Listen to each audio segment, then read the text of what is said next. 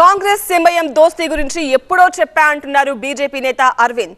కాంగ్రెస్ పతనానికి ఇలాంటి కుటిల రాజకీయాలే కారణమంటున్నారాయన.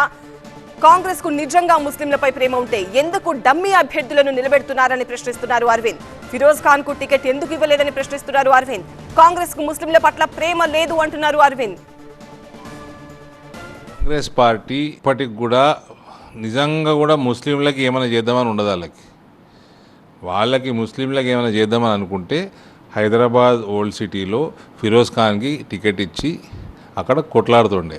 వాళ్ళు ఎప్పుడూ డమ్మీ పెడతారు. ఇది దశాబ్దాల నుంచి జరుగుతున్న కథనే. ఇది నేను కూడా మొన్న మాట్లాడుతూ చెప్పిన, హైదరాబాదు టికెట్ మీద ముస్లింల మీద వీళ్ళకి ఎంత మంచి చేద్దామనే ఉద్దేశం ఉన్నది తెలుతుందని.